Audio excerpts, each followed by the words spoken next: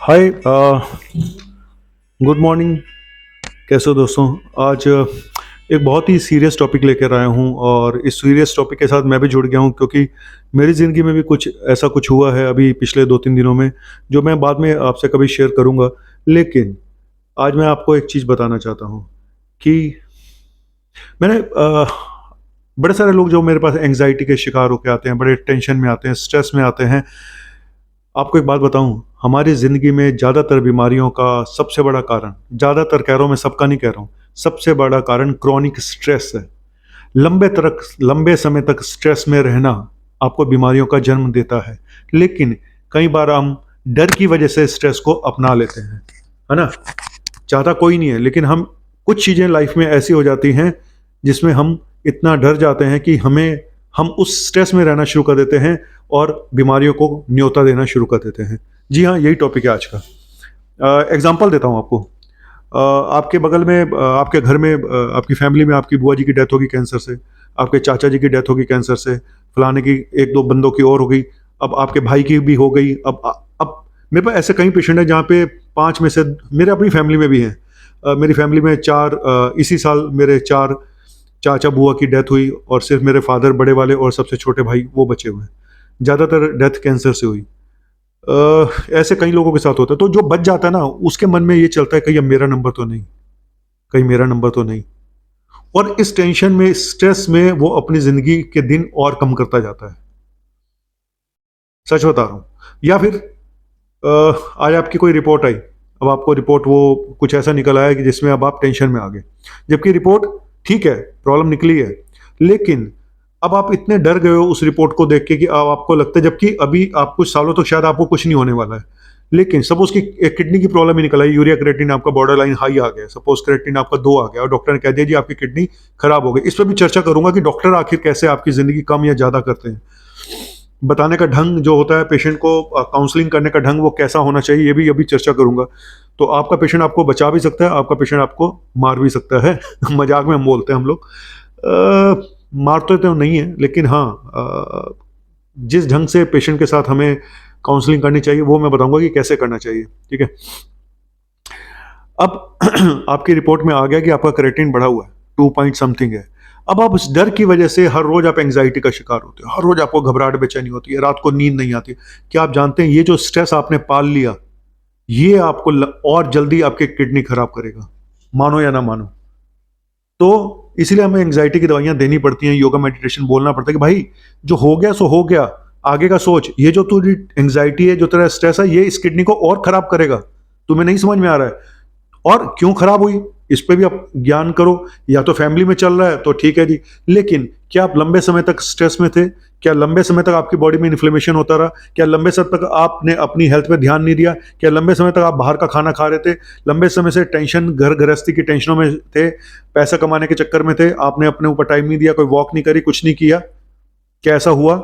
सब कुछ खा लेते थे आप, बाहर जाके दारू भी पीते थे, सिगरेट भी पीते थे, अगर ये सब नहीं करते थे फिर भी हो गया। तो सोचो कि मैंने अपनी हेल्थ को कितना टाइम दिया। अब और हेल्थ मेंटल और फिजिकल दोनों होती हैं, खाली ये नहीं होता कि बस फिजिकल हेल्थ है, मेंटल हेल्थ बहुत इंपॉर्टेंट है, और मेंटल हेल्थ से हमारी फिजिकल हेल्थ जुड़ी हुई है। यही मैं बताना चाहता हूं कि जो आप टेंशन पाले तो अपनी रिपोर्ट्स को देख के, उससे आप बीमारी से नहीं मरते, आपकी बीमारी बढ़ती है आपकी टेंशन से, जो आप डर जाते हो उन रिपोर्ट्स को देख के। आप क्या कर सकते हो? आपके हाथ में कुछ नहीं होता। आपको अब आपकी रिपोर्ट्स में आ गया फैटी लिवर ग्रेड 2 या ग्रेड 3 या नैश आ गया, अब आप क्या करो बताओ? डर के बैठ जाओ, रोना शुरू कर दो? आपको सॉल्यूशन निकालना चाहिए कि सॉल्यूशन क्या है, उस पर काम करो, बजाय इसके डर डर के। मैंने अभी एक सरदार जी का वीडियो बनाया था जिसमें उन्होंने बताया था कि यार 20 साल पहले हार्ट अटैक हुआ था, सारी आड़ियां नाड़ियां बंद पड़ी थी हार्ट की, फिर भी कुछ नहीं हुआ। आप वो मेरा वीडियो देख लेना। क्योंकि वो कहने की सर मैंने अपने दिमाग पे इस चीज को हावी नहीं होने दिया कि मुझे हार्ट की प्रॉब्लम है, मैं अपने एफर्ट्स करता रहा। आपसे भी बोलूंगा, अपनी रिपोर्ट्स को अपने दिमाग पे हावी मत होने दो, आप सॉल्यूशन निकालो, एफर्ट्स करो बस। क्योंकि हमें खुद नहीं पता था कल हमारी जिंदगी में क्या होगा, किसी को नहीं पता कल किसके साथ क्या होने वाला है। खड़े खड़े टक्कर मार जाता है कोई और गाड़ी, और बंदा चला जाता है, आपको तो फिर भी मौका मिला है। ठीक है। तो इन चीज़ों को एक्सेप्ट करना, ब्लड रिपोर्ट्स या सीटी की रिपोर्ट या फलाना रिपोर्ट उसमें कैंसर डाउट हो गया, ये हो गया, वो हो गया, फलाना हो गया। पहली चीज़ एक तो ये कि कोई भी अगर प्रॉब्लम है उसको डरो मत। अब कई लोगों को ब्रेस्ट में स्वेलिंग होती है ना, 6-6 महीने बताते नहीं, डर के मारे और लज्जा के मारे, शर्म के मारे गाँव में, तो प्रॉब्लम बढ़ जाती है। मेरा कहने का मतलब है कि टेस्ट कराने से मत घबराओ, ठीक है? टेस्ट में जो निकल आता है कई बार गलत भी निकल आता है ना? ऐसा भी होता है, बड़ी बार देखा कि कैंसर दिखा दिया लेकिन था ही नहीं। मैं ये बोलता हूँ कि टेस्ट कराओ, टेस्ट कराने, प्रिवेंटिव हेल्थ चेकअप साल में एक बार जरूरी है। वो भी मैंने बताया था कि टेस्टों का फायदा क्या है जब यही रिपोर्ट आनी है। लेकिन अब आपने अल्ट्रासाउंड कराया और वहां पे डाउट मिल गया जी यहाँ पे कुछ है, फिर आपने सीटी कराया, पीटी पेट स्कैन कराया तो पता चला जी एक लोकलाइज ट्यूमर है, फटाफट ऑपरेशन कराया, ठीक हो गए।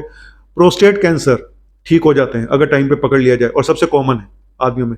ब्रेस्ट कैंसर ठीक हो जाते हैं अगर टाइम पे पकड़ ले, तो आप जाते हो तब जब स्टेज 3 स्टेज 4 हो जाती है। तो मैं सिर्फ ये बोलना चाहता हूं कि टेस्ट की इंपॉर्टेंस है।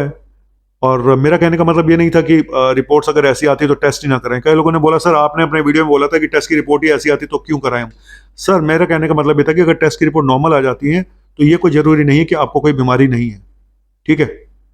और कई बार उल्टा भी होता है कि टेस्ट में गलत दे देते हैं, होता कुछ भी नहीं है। तो इसीलिए ये डॉक्टर का काम है उसको कोरिलेट करना। और सबसे बड़ी चीज, डॉक्टर का ये काम भी है पेशेंट को उसकी रिपोर्ट बताना, और उस रिपोर्ट के साथ उसको कैसे प्यार से रिलैक्स होकर बताना है, ये मेन है। और उसको ये बोलें कि कुछ नहीं होगा, चिंता मत कर, ये सब ठीक हो जाता है, तो कोशिश कर, ये फर्दर मेडिसिन शुरू करो और ये लाइफ स्टाइल अपना चेंज करो, ये सब ठीक हो जाएगा। थोड़ा सा उसको पॉजिटिव वे में बताओगे ना तो अच्छा रहेगा। आप डरा देते हो, हैं ईसीजी में कुछ है, स्ट्रेस ही को कराना पड़ेगा, हैं।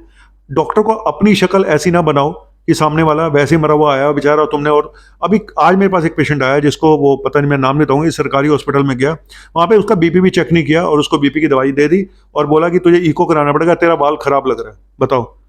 फिर मैंने उसको देखा तो कुछ भी नहीं था उसको। मैंने कहा कुछ भी नहीं है भाई, ये दवाई खा, तू ठीक हो जाए। तो अब वो 2 दिन से इसी टेंशन में कि मेरा बाल खराब हो गया।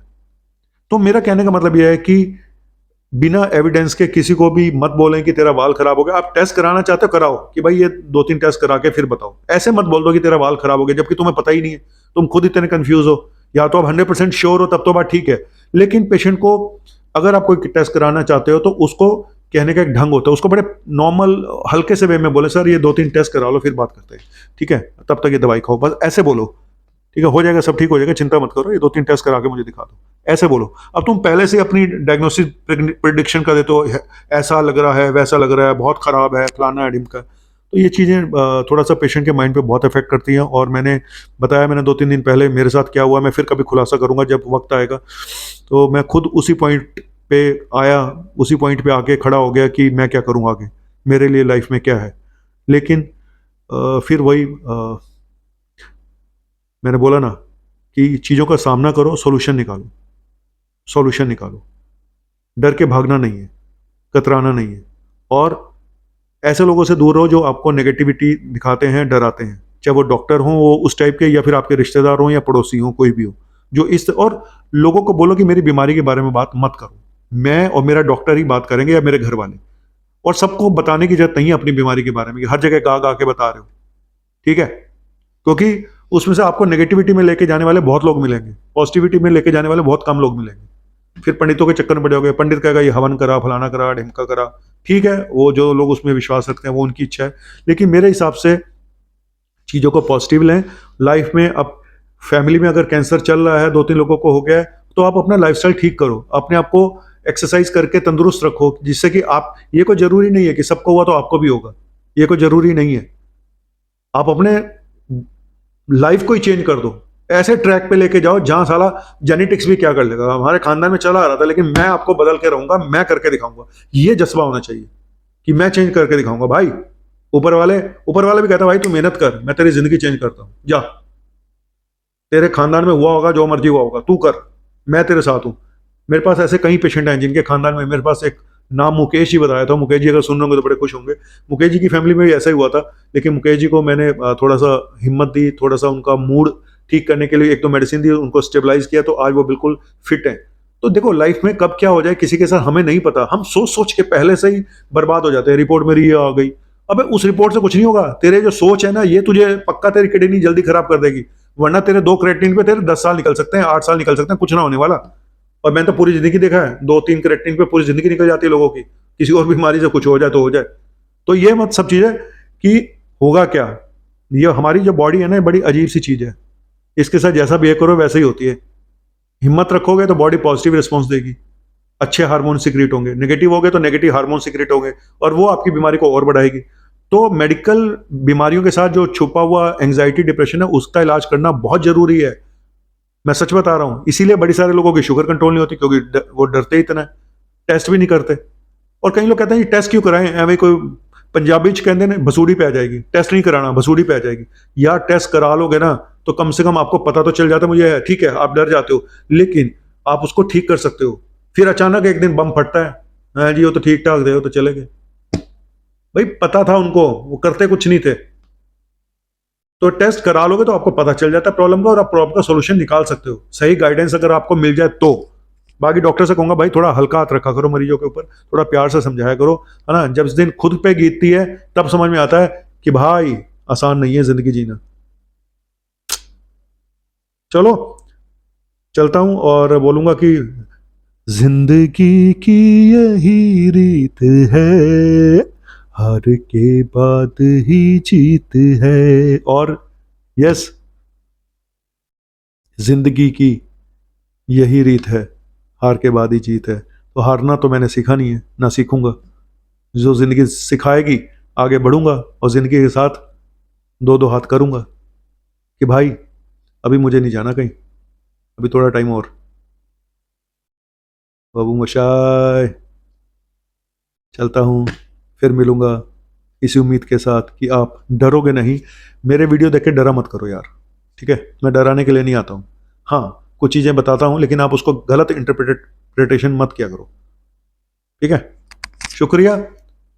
जिंदगी ऐसी है पहेली हंसाए, कभी ये हंसाए कभी ये रुलाए, लेकिन रोना नहीं है, रोना नहीं है, रोना नहीं है, क्योंकि रोना रोना कभी नहीं रोना, चाहे टूट जाए कोई खिलौना, खिलौना ला ला ला ला ला ला ला ला ला ला ला ला ला ला ला ला ला।